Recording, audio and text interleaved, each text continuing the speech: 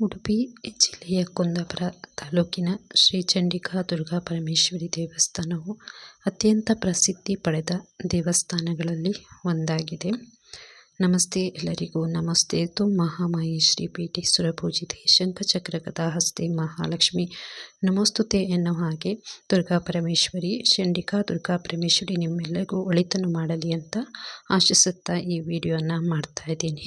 ಸಪ್ತಋಷಿಗಳ ತಪೋಭೂಮಿಯಾದ ಪುರಾಣ ಪ್ರಸಿದ್ಧ ಕ್ಷೇತ್ರವಾದ ಕುಂಭಾಶಿಯು ದಕ್ಷಿಣ ಕಾಶಿ ಎಂದು ಪ್ರಸಿದ್ಧ ಹೊಂದಿದೆ. ಇಂತಹ ಪುಣ್ಯ ಸ್ಥಳದಲ್ಲಿ ಆನೆಗುಡ್ಡೆ ಮಹಾಗಣಪತಿ, ಹಾಗೆ ಸೂರ್ಯಚಂದ್ರ ಪುಷ್ಕರಣಿ, ಹರಿಹರ ದೇವಸ್ಥಾನ, ಹಾಗೆ ಅಯ್ಯಪ್ಪ ದೇವಾಲಯಗಳು ಇದ್ದು ಇವೆಲ್ಲವನ್ನು ಕೂಡ ನೀವು ನೋಡದೇ ಇದ್ದರೆ ಖಂಡಿತವಾಗಿಯೂ ನೋಡಿರೋರಿಗಂತೂ ಗೊತ್ತೇ ಇದೆ. ಅಲ್ಲೇನೆ ಅಂತಹ ಸ್ಥಳದಲ್ಲಿಯೇ ಅವೆಲ್ಲ ದೇವಾಲಯಗಳು ಇದ್ದ ಸ್ಥಳದಲ್ಲೇ ಇದೀಗ ಆದಿಶಕ್ತಿ ಮಹಾಮಾಯಿಯಾದ ಶ್ರೀ ಚಂಡಿಕಾ ದುರ್ಗಾ ಪರಮೇಶ್ವರಿ ದೇವಿಯು ನೆಲೆ ನಿಂತಿದ್ದಾಳೆ. ಈ ದೇವಾಲಯ ರಾಷ್ಟ್ರೀಯ ಹೆದ್ದಾರಿ 66ರ ಪಕ್ಕದಲ್ಲೇ ಇದೆ. ಅಂದರೆ ನೀವು ಉಡುಪಿಯಿಂದ ಕುಂದಾಪುರಕ್ಕೆ ಬರುವಾಗ ರಾಷ್ಟ್ರೀಯ ಹೆದ್ದಾರಿಯಲ್ಲೇ ಈ ದೇವಸ್ಥಾನ ನಿಮ್ಮ ಕಣ್ಣಿಗೆ ಕಾಣುತ್ತೆ.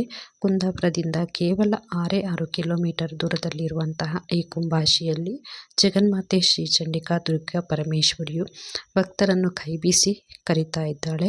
ಈ ದೇವಿಯ ಆರಾಧಕರಾದ ಶ್ರೀಮತಿ ಅನಿತಾ ಹಾಗೂ ದೇವರಾಯ ದಂಪತಿಗಳು ಈ ದೇವಸ್ಥಾನವನ್ನು ಕಟ್ಟಿಸ್ತಾರೆ. ಶ್ರೀಯುತ ದೇವರಾಯರ ಕನಸಿನಲ್ಲಿ ಅಮ್ಮನವರು ಕಾಣಿಸಿಕೊಂಡು ಈ ಸ್ಥಳದಲ್ಲಿ ಒಂದು ನನ್ನ ಸನ್ನಿಧಾನ ಇರಬೇಕು, ಅಂದರೆ ನನಗೆ ಸಾನ್ನಿಧ್ಯ ಇಲ್ಲಿ ಆಗಬೇಕು, ಅಂದರೆ ಆಲಯ ನಿರ್ಮಾಣ ಮಾಡಿಕೊಡ್ಬೇಕು ಅಂತ ಸೂಚನೆ ನೀಡಿದ್ಲಂತೆ. ಪ್ರಸಿದ್ಧ ಪುರೋಹಿತರ ನೇತೃತ್ವದಲ್ಲಿ ಅಷ್ಟಮಂಗಳ ಪ್ರಶ್ನೆಯನ್ನಿಟ್ಟು ಪ್ರಾರ್ಥಿಸಿದಾಗ ಆ ಪ್ರಶ್ನೆಯಲ್ಲಿ ಹಿಂದೆ ವಾದಿರಾಜರ ಕಾಲದಲ್ಲಿ ಶ್ರೀಚಕ್ರವನ್ನು ಪೂಜಿಸ್ತಾ ಇದ್ರಂತೆ. ನಂತರ ಶ್ರೀಚಕ್ರ ಇಲ್ಲೇ ಐಕ್ಯವಾಗಿರುವಂತಹ ಕಾರಣದಲ್ಲಿ ಶ್ರೀಯುತರು ದೇವಿಯ ಆರಾಧಕರಾಗಿರುವುದರಿಂದ ಈ ದೇವಿಯ ದೇವಸ್ಥಾನವನ್ನು ಇಲ್ಲೇ ನಿರ್ಮಾಣ ಮಾಡಿದರು. ಸುಂದರವಾದ ದೇವಾಲಯವು 6.5 ವರ್ಷಗಳ ಕಾಲ ಸಾವಿರಾರು ಕಾರ್ಮಿಕ ವರ್ಗದವರ ಪರಿಶ್ರಮದಿಂದ ಇಲ್ಲಿ ನಿರ್ಮಾಣವಾಯಿತು. ಗರ್ಭಗೃಹವು ಶಿಲಾಮಯದಿಂದ ಕೂಡಿದ್ದೆ. ಹಾಗೆಯೇ ದೇವಾಲಯದ ಪ್ರಾಂಗಣ ಮತ್ತು ಮೇಲ್ಭಾಗದಲ್ಲಿ ಮರದ ಕೆತ್ತನೆಗಳು ತುಂಬನೇ ಕಣ್ಮನ ಸೆಳೆಯುತ್ತೆ. ಚೋಳರ ಕಾಲದ ಹಾಗೆ ಹೊಯ್ಸಳರ ಕಾಲದ ಬೇಲೂರು ಹಳೇಬೀಡಿನಲ್ಲಿರುವಂತಹ ವಿಗ್ರಹಗಳು ಮಹಾದ್ವಾರದ ಮೇಲ್ಛಾವಣಿಯಲ್ಲಿ ಇದೆ. ಇಂತಹ ಮರದ ಕೆತ್ತನೆಯಿಂದನೇ ಈ ಆಲಯವು ವಿಶ್ವವಿಖ್ಯಾತಿಯನ್ನು ಪಡೆದಿದೆ. ಹಾಗೆ ಆಲಯದ ಹೊರಭಾಗದಲ್ಲಿ ಆಲದ ಮರ ಇದೆ. ಅದರ ಬುಡದಲ್ಲಿ ನಾಗಯಕ್ಷಿ, ಸ್ವರ್ಣಯಕ್ಷಿ ಹಾಗೂ ಕ್ಷೇತ್ರಪಾಲ, ಪರಿವಾರ ದೇವರ ಶ್ರೀಲಾಮಲವಾದ ಪೀಠಗಳು ಕೂಡ ಇವೆ. ಹಾಗೆ ದೇವಳದ ಮುಂಭಾಗದಲ್ಲಿ ಸುಮಾರು 35 ಅಡಿ ಎತ್ತರದ ವಿಮಾನ ಗೋಪುರ ಇದೆ. ಅದರಲ್ಲಿ ದೇವಿಯ ನಾನಾ ರೂಪದ ವಿಗ್ರಹಗಳನ್ನು ಕೂಡ ನೀವು ಕಾಣಬಹುದು.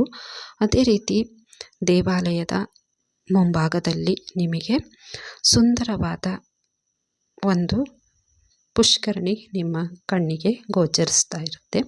ಸುಂದರವಾಗಿರುವಂತಹ ಪುಷ್ಕರಣಿ ನಿಮ್ಮ ಕಣ್ಣಿಗೆ ಕಾಣುತ್ತೆ. ಅದರಲ್ಲಿ ವರ್ಷದ ಪ್ರತಿದಿನವೂ ಕೂಡ, ಅಂದರೆ ಪ್ರತಿ ದಿನವೂ ಇದರಲ್ಲಿ ಜಲಾವೃತವಾಗಿರುತ್ತೆ. ಅಂದರೆ ನೀರು ತುಂಬಾ ಇರುತ್ತೆ. ನೀರು ಯಾವತ್ತೂ ಕಡಿಮೆ ಆಗಲ್ಲ. ಹಾಗೆ ಎದುರುಗಡೆ ದೇವಿಗೆ ಚಂಡಿಕಾ ಯಾಗ ನಡೆಯುವಂತಹ ಯಾಗ ಶಾಲೆ ಕೂಡ ಇದೆ.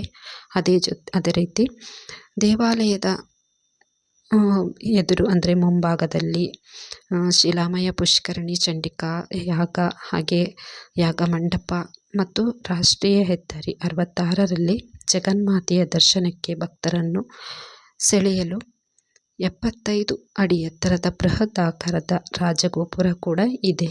ಅದೇ ರೀತಿ ಬಂದಿರುವಂತಹ ಭಕ್ತರು ತಮ್ಮ ಕೈಲಾದ ಸೇವೆ, ಯಾವುದೇ ಸೇವೆಯಾದರೂ ಇಲ್ಲಿ ಪ್ರತಿದಿನ ಸಪ್ತಶತಿ ಪಾರಾಯಣ, ಪಂಚದುರ್ಗಾ ದೀಪ ನಮಸ್ಕಾರ, ತುಲಾಭಾರ ಸೇವೆ ಹಾಗೂ ಚಂಡಿಕಾ ಹೋಮ ಹಾಗೂ ಇನ್ನಿತರ ಸೇವೆಯೂ ಕೂಡ ಇದೆ.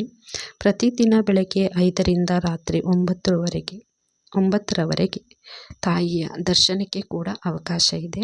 ಪ್ರತಿ ಶುಕ್ರವಾರ ಇಲ್ಲಿ ಅನ್ನ ಸಂತರ್ಪಣೆ ನಡೀತಾ ಇರುತ್ತೆ. ಅಂದರೆ ಪ್ರತಿ ವಾರದಲ್ಲಿ ಶುಕ್ರವಾರ ಮಾತ್ರ ಭೋಜನ ವ್ಯವಸ್ಥೆ ಇದೆ. ನವರಾತ್ರಿಯಲ್ಲಿ ಪ್ರತಿದಿನವೂ ಕೂಡ ಇರುತ್ತೆ.